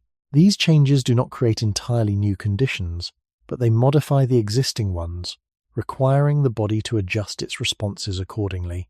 The same location may offer different levels of stability depending on the time of year, and the body must navigate these variations without relying on fixed solutions. Over extended periods, this ongoing adjustment creates a form of familiarity with the environment, not in the sense of precise knowledge, but through repeated interaction. The body becomes accustomed to the range of conditions it encounters, and its responses reflect that experience. This does not remove the underlying processes of heat loss and regulation, but it shapes how they are managed across time. The night remains a period where warmth must be preserved, but the ways in which that preservation is attempted shift with the broader patterns of the environment. In this context, adaptation is not a single change, but a continuous process that unfolds across cycles, where the body and the environment remain in constant interaction. Over much longer spans of time, beyond the rhythm of individual seasons, the repeated experience of cold nights begins to leave a quieter imprint, not in a single dramatic shift, but in the accumulation of small adjustments carried across generations. These adjustments do not appear as fixed solutions or clearly defined innovations. They emerge through continuity, where patterns that align more closely with the demands of the environment are more likely to be repeated, while others gradually become less common. The process is slow, and it does not move in a single direction. It reflects the interaction between bodies, environments, and the limits within which both operate. The human body itself does not transform rapidly in response to nighttime cold. It retains the same fundamental characteristics: exposed skin, limited natural insulation, and reliance on internal heat production. What changes more noticeably is the context in which that body exists. Over time, groups move across different environments, encounter varying conditions and interact with landscapes in ways that can alter how the night is experienced. These movements are not guided by a single factor, but temperature and the ability to maintain warmth form part of the broader set of conditions that shape where and how people live. Locations that offer slightly more stable conditions, whether through natural shelter, reduced wind, or the availability of materials that slow heat loss, may be used more consistently over long periods. This repeated use does not create permanent structures in the earlier stages, but it establishes a pattern of return where certain environments become more closely associated with rest. Within these environments, the body continues to interact with the same elements, ground, air, moisture, and the presence of others, but the consistency of the setting introduces a degree of stability. The environment is still cooling each night, but the variation may be less pronounced than in more exposed areas. Over generations, this stability can influence how rest is organized, even if the underlying biological challenges remain unchanged. The accumulation of small behavioral patterns also contributes to this process. Adjustments in posture, the use of available materials, and the arrangement of bodies within a group are not isolated responses. They are repeated across nights and shared within groups, creating a form of continuity that extends beyond a single individual. These patterns do not require formal transmission in a structured sense. They can be maintained through repeated interaction with the same conditions, where similar responses arise in similar situations. Over time, this continuity can give the impression of adaptation, even though it is composed of many small overlapping adjustments rather than a single defined change. The relationship between these patterns and the broader environment is not fixed. As conditions shift, whether through longer-term climate changes, movement into new regions, or variations in local landscapes, the same patterns may be modified or replaced by others that better align with the new conditions. This flexibility is part of what allows human life to persist across a wide range of environments. The body does not rely on a single solution to the challenge of nighttime cold. It engages in a process of continuous adjustment, where different combinations of behavior and environment create conditions that are manageable within its limits. Over generations, the effect of this process is not a complete removal of the challenge, but a gradual shaping of how it is experienced.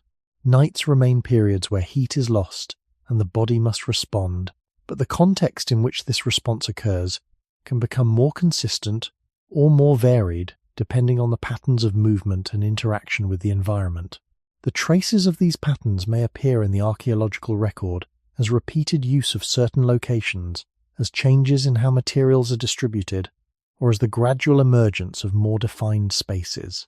These traces do not provide a direct account of how warmth was felt, but they reflect the underlying relationship between the body and its surroundings.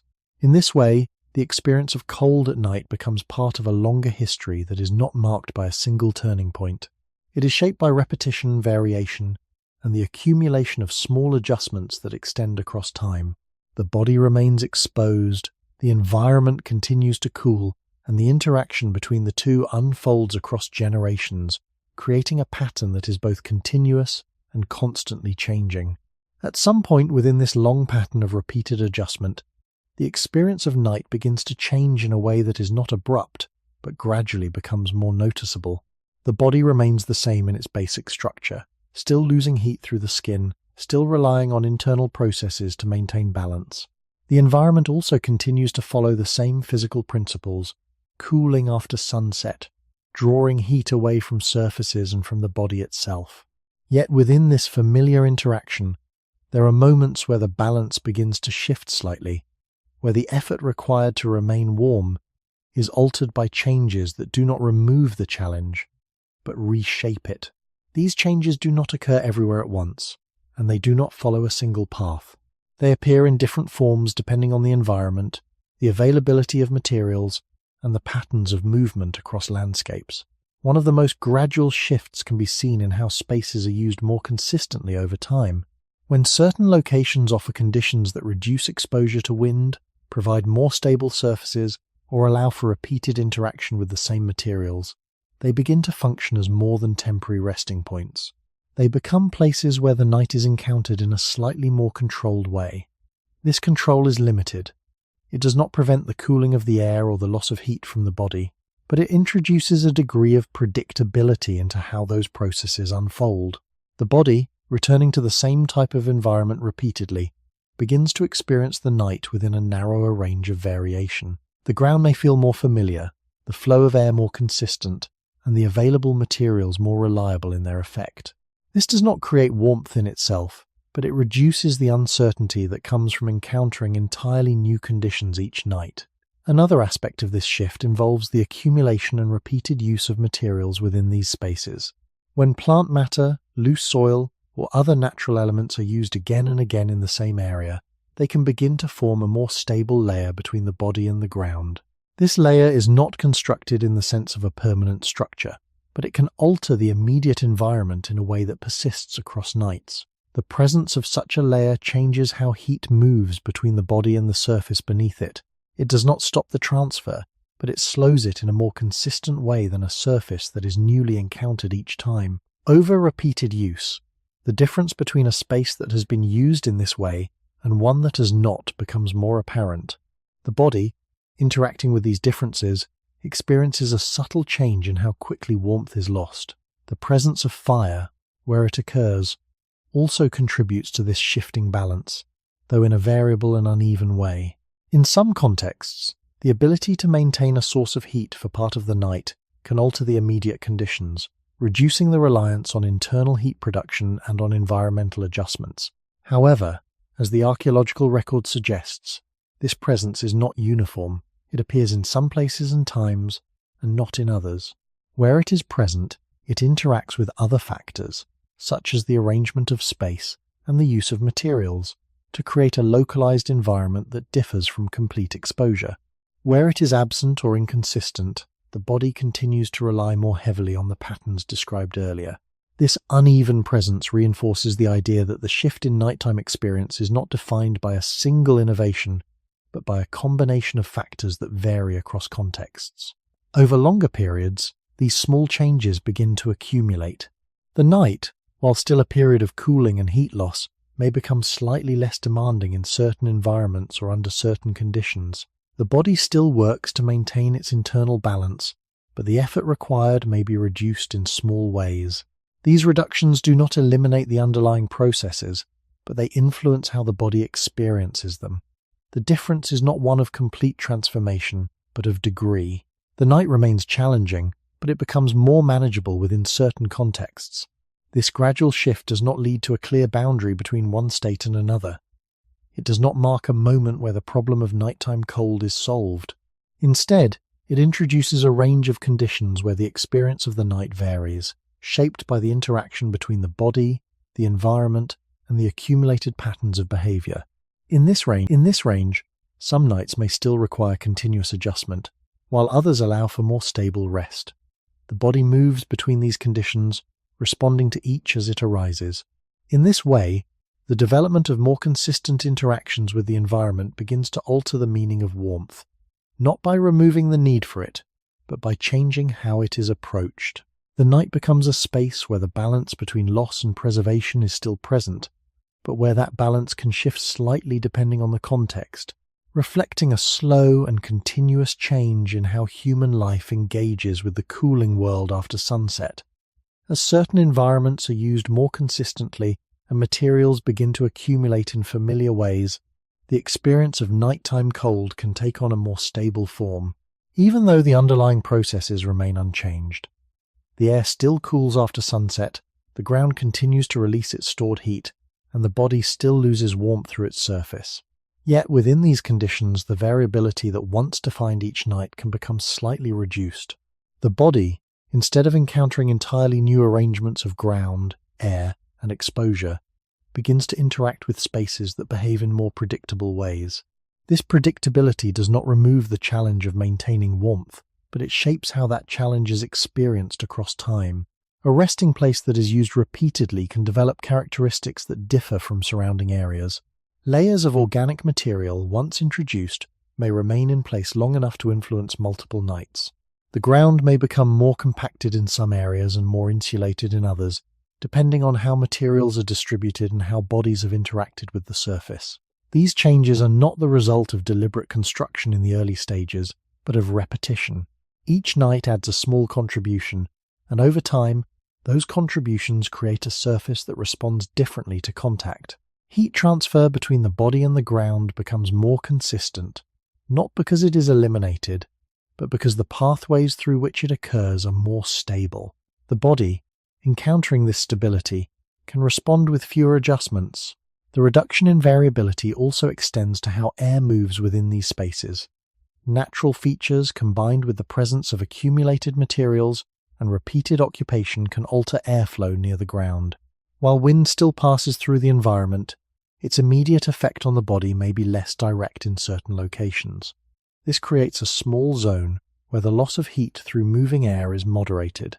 The difference is not large, and it does not apply to all conditions, but it contributes to a pattern where the body experiences fewer abrupt changes in exposure. Over the course of a night, this can influence how often the body must adjust its position or increase its internal heat production. In earlier conditions, where each night might involve a new combination of surfaces and exposures, the body would need to respond more frequently to changing inputs. In a more stable environment, those inputs become more consistent, and the body's responses can follow a more regular pattern. The presence of fire, when it becomes more consistently associated with certain locations, can also contribute to this emerging stability, though it remains uneven in its distribution. Where fire is used repeatedly in the same space, its effects may extend beyond the immediate moment of burning. Surfaces may be altered by heat, creating areas that retain warmth differently or that interact with the body in distinct ways. Even when a fire is no longer active, the traces it leaves behind can influence how the environment behaves. However, as before, this effect depends on the reliability of fire use, which varies across contexts. The key change is not the constant presence of fire, but the possibility that in some environments it becomes part of a more predictable pattern. This predictability, combined with the repeated use of space and materials, contributes to a gradual shift in how the night is experienced. The body still operates within its biological limits, but the conditions under which it does so become less variable in certain contexts. This allows for a form of adjustment that is more continuous and less reactive. Instead of responding to a wide range of unpredictable conditions, the body engages with a narrower set of influences that repeat over time. This does not eliminate the need for internal heat regulation or environmental interaction, but it changes the rhythm of those processes. Over longer periods, this emerging stability may influence how groups move across landscapes and how they select places for rest. Locations that offer more consistent conditions, even if only slightly, may be used more frequently, creating a pattern of return that reinforces the characteristics of those spaces.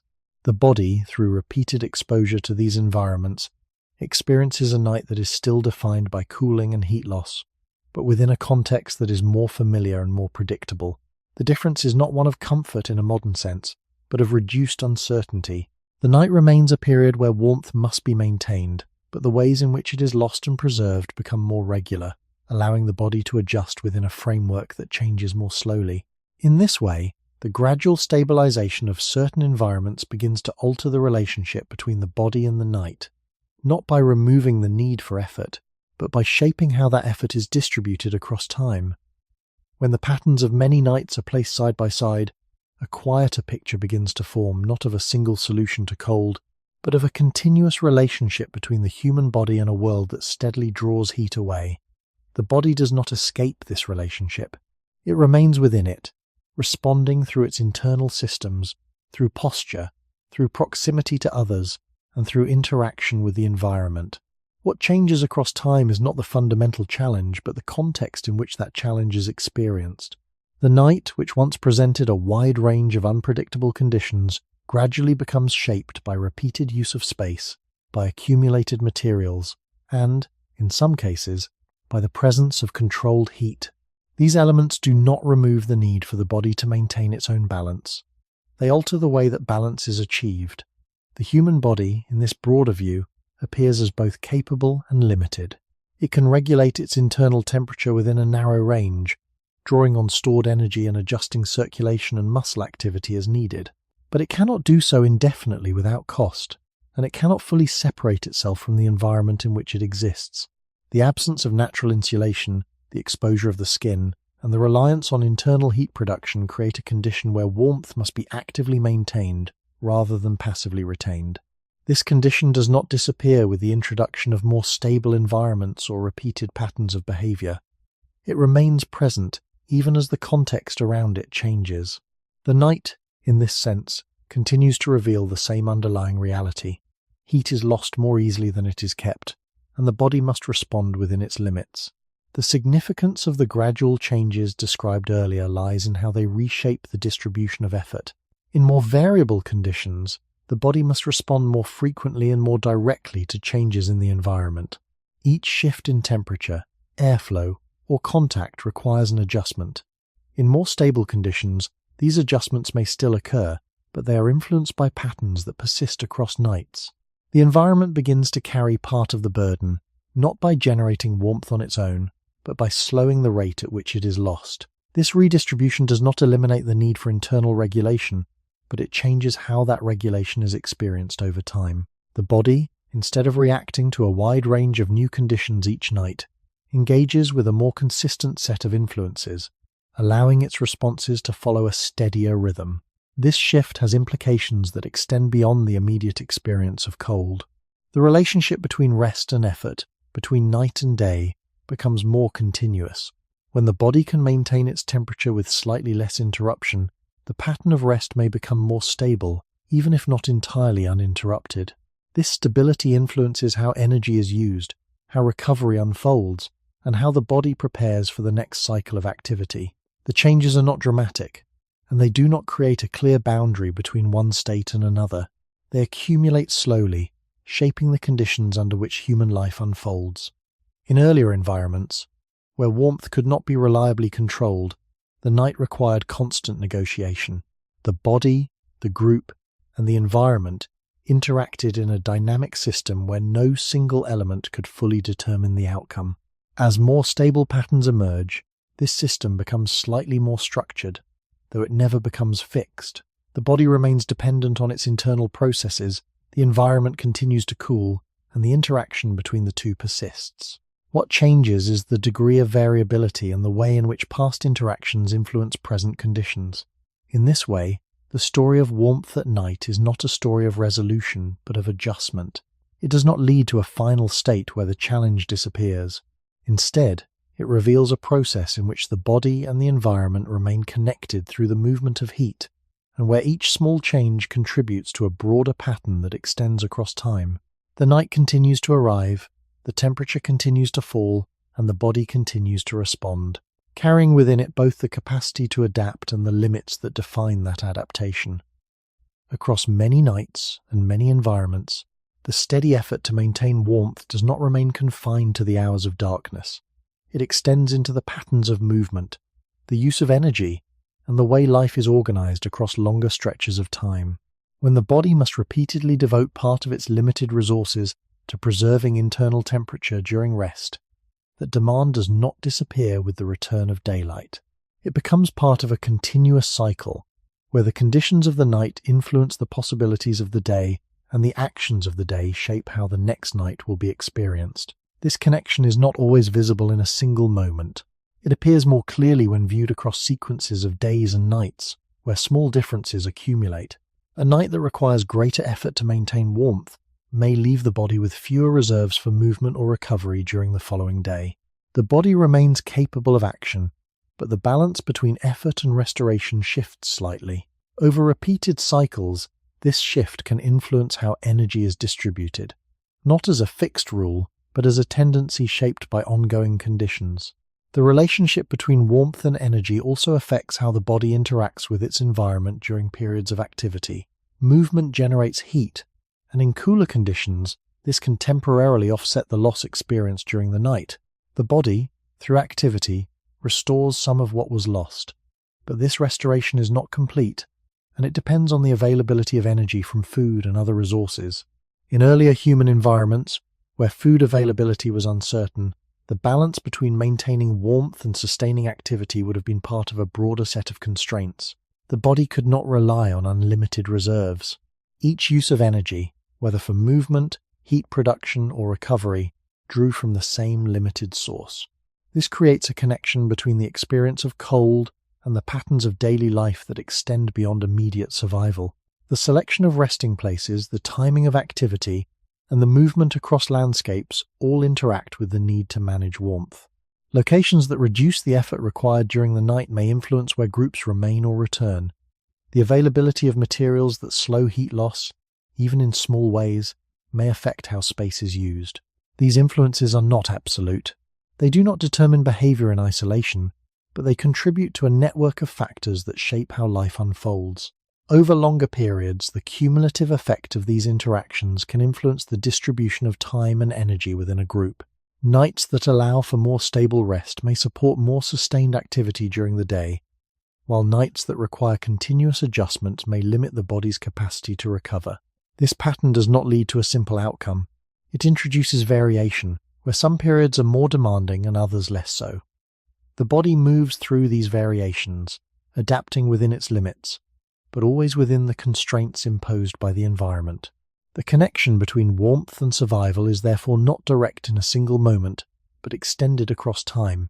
The ability to maintain internal temperature at night contributes to the body's overall balance, which in turn influences how it functions across multiple cycles. In this sense, warmth becomes part of a larger system that includes energy use, movement, and recovery. It is not an isolated condition, but one element within a continuous interaction between the body and its surroundings. This interaction does not resolve into a stable equilibrium. It remains dynamic, shaped by changes in environment, availability of resources, and the inherent limits of the body. The patterns described earlier, posture, proximity, use of materials, selection of location, continue to play a role, but they are now seen as part of a broader context. They are not only responses to immediate cold, but components of a system that influences how life is organized over time. The night, in this view, is not separate from the day. It is one phase within a cycle where heat is lost, energy is used, and the body must maintain its balance. The effort required to remain warm does not end when the sun rises. It carries forward, shaping how the body moves, how it rests again, and how it continues to engage with a world that does not provide warmth freely.